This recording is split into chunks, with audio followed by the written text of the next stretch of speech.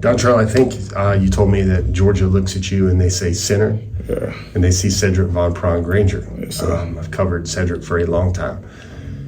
He went 42-2 as the starter at Georgia, most wins for any line of scrimmage player ever. Starters that way.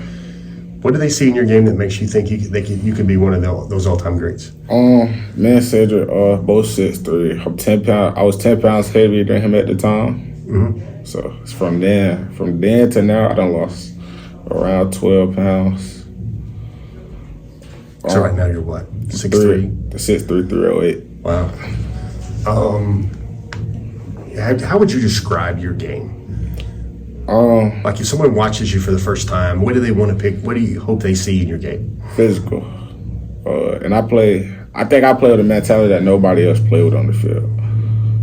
Like, I just think, I don't even be mad. It's just, like, I just got to make a way for my running back, make a way for my quarterback, and make a way for my receiver to do what they got to do.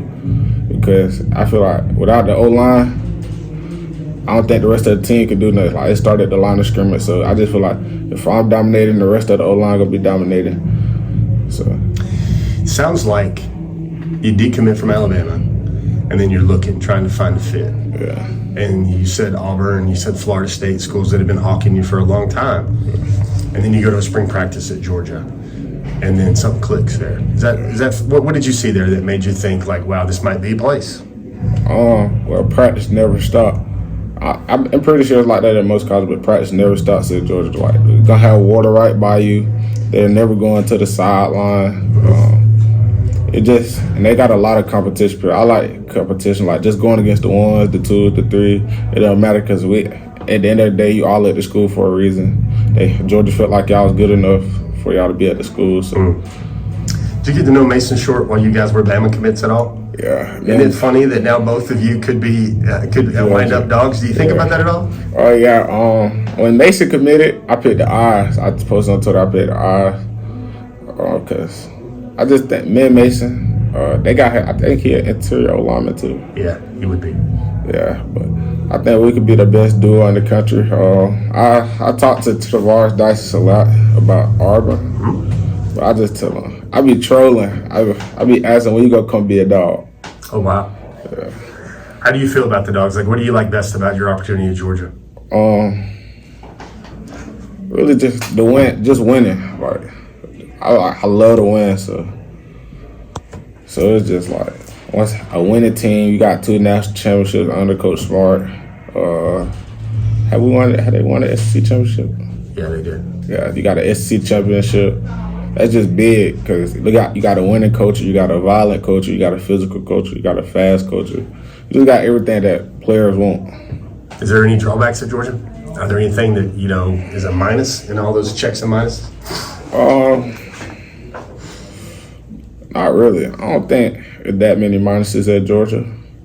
Because Atlanta native Anthony Edwards went there. He played basketball. And he doing great right now in the league. Just swept the Suns. Yeah. So, Coach Williams, you basically offered up the prescription. Why does Georgia want him? Why would you think he'd be a good fit at Georgia? Because I know the way the brand of ball they play at Georgia, everybody's kind of aggressive and stuff, and I think Donnie is one of the meanest, nastiest football players I've ever. That's the epitome of who he is, mean and nasty. He wants to be violent. He wants to hit you with his face mask, and he wants to hurt you. It's just, if you watch Georgia play, it's some of the same aggressive brand of ball that Georgia plays, we play here, and that is who Donnie is.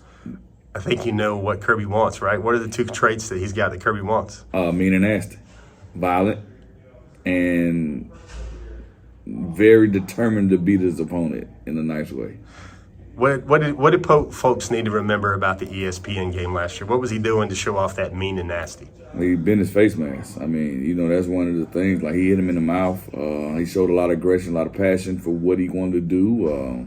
He led his team offensive line wise, and he just dominated Carrollton. And that's who he's been since he's been here as a freshman. How does he take that 475 pounds in the weight room and just erase guys in front of him? He's a mauler. You're gonna understand you've been blocked for 4 quarters, and it's he doesn't. If he does and does not. I know he does not win every rep, but when he does, he wins. He wins really hard. He's very aggressive at the point of attack. He's very violent at the point of attack, and he doesn't finish until you're on the ground. That's kind of What does Kirby and Stacy tell you that they like in him? His aggression, Yeah. his physicality. He's not scared of anything. He wants to annihilate the defender in front of him, whether it be a shade, a 5, a 7, a 1. He's going to find a way to hurt you and the backers. He does a great job with that. You guys track pancakes or demolition blocks or anything? If I did, he would have the school record. 15 a game? Yeah, something around there. Wow. It was to the point where, we were getting blocking too hard flags. Yeah.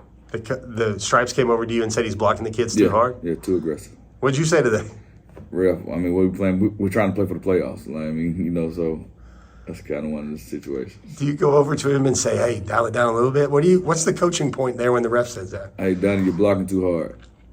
And his response sometimes is, well, they're going to have to throw a flag today, coach, because I can't stop blocking hard.